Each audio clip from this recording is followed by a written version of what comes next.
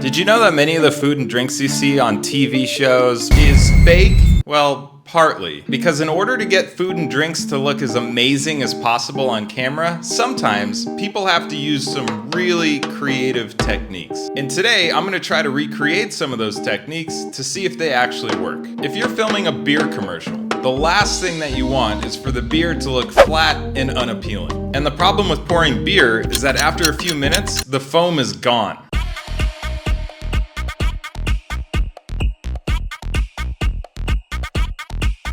Okay, that's genius, but also kind of gross. I just so happen to have 2 beers. I don't really know how much dish soap to add, but judging from the video, it's not very much. I'm just gonna add like a few drops. Okay, so this glass has nothing in it, and this glass has the dish soap. I guess we just pour in the beer now and see what happens.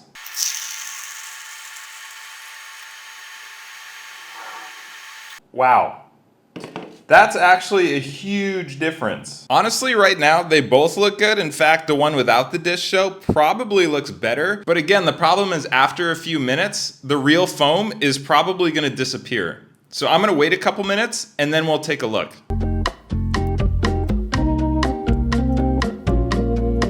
Okay, so I waited a few minutes and then refilled both beers. And honestly, the dish soap foam also disappeared. I'm a little disappointed. I also think it really depends on the type of beer that you're using, because this is a light beer. It's supposed to look like this. See how you can see through it?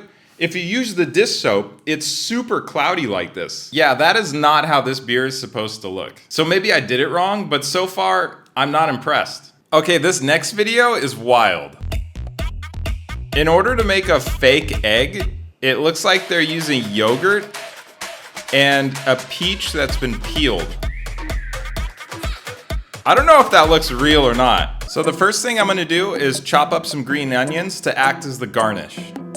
Next, I'm gonna work on peeling the peach, which can also be a big pain because it's so soft and fuzzy. I'm also trying not to damage the shape because I want it to look nice and round, just like an egg yolk would. Once the peach is peeled, I'm gonna cut it in half so it looks just like an egg yolk. I'm using a serrated knife because it's the easiest to cut through the soft flesh without damaging it. There it is, a beautiful egg yolk. Next, I have a bowl of yogurt, and finally, the skillet. I gotta admit, guys, this might be the weirdest thing I've ever done. Okay, I'm gonna try to spread this out to make it as even and smooth as possible so it looks just like the egg white. I mean, I gotta admit, it looks pretty legit. The next thing I'm gonna do is gently place our peach yolk kind of off center, just like that. Wow, that is a huge egg yolk. I don't know how realistic that looks.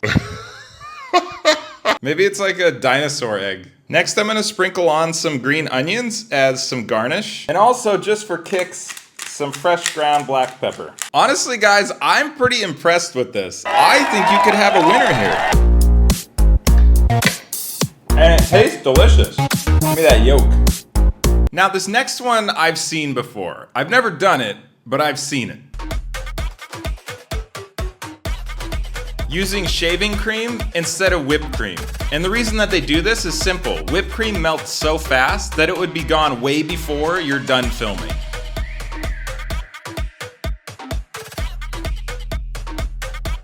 Instead of granola, I have 2 identical pieces of chocolate brownie cake. So for this one, I'm gonna use real whipped cream.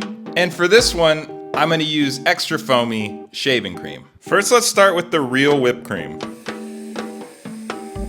Oh yeah, I low-key love this stuff. And now, the shaving cream.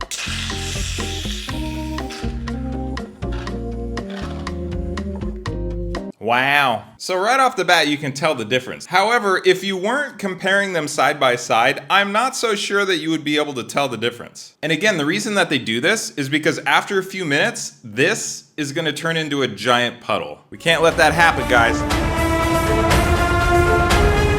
It's so good. Okay, this last video is just weird, and I don't know if this is gonna work. It legitimately took me a minute to figure out what they were doing with mashed potatoes and food coloring.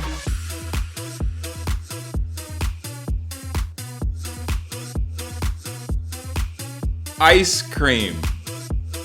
They literally made ice cream out of mashed potatoes.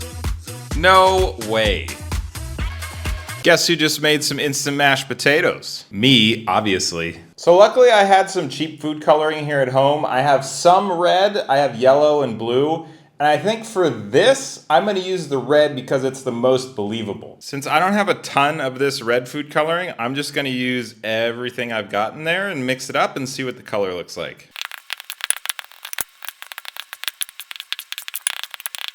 Okay, I think we're getting there, but we're not there yet, and I'm all out of red. Now that I think about it, I probably shouldn't have used the entire bag of mashed potatoes. I guess the only thing to do now is maybe add some of the blue food coloring to make more of a purpley and make it a little bit more realistic. I guess I'll start with just like a little bit of this, because it's probably gonna make it really purpley. I'm not gonna lie, it kind of looks like a snow cone.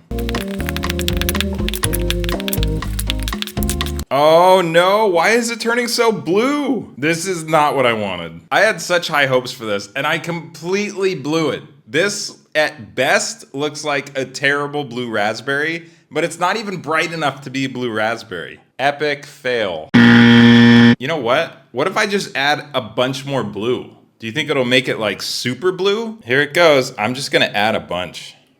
What's the worst that could happen? Oh guys, this has potential.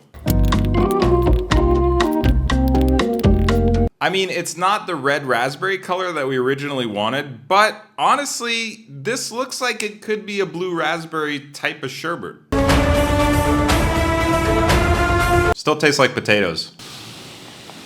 Okay, I looked everywhere for ice cream cones and I couldn't find any. So I had to buy some ready-made desserts that are already in cones, so we'll just take the fillings out. I think this is gonna work, guys. It's actually pretty good. Okay, so I'm gonna gently try to take out the filling out of this cone and then replace it with our very own homemade potato ice cream. Subpar quality, guys. The cone is like squishy. So you can see we've got most of the filling out. It should be fine. Okay, so now we're gonna just replace it with the blue potatoes. It's really sticky. I don't have an ice cream scoop. I think that would be really helpful. I'm trying to make it as round as possible, like you would actually get from an ice cream shop. It's not working out so well. Maybe if I use my fingers. It's such a weird texture, because I feel like I'm looking at ice cream, but in my head, I know it's potatoes. Okay, so this isn't looking half bad actually, but there's one more thing it's missing. Of course, every good ice cream cone needs a little sprinkles. I mean, is it the world's greatest ice cream cone? No, but is it passable as ice cream? I think so, guys. There's really only one way to find out.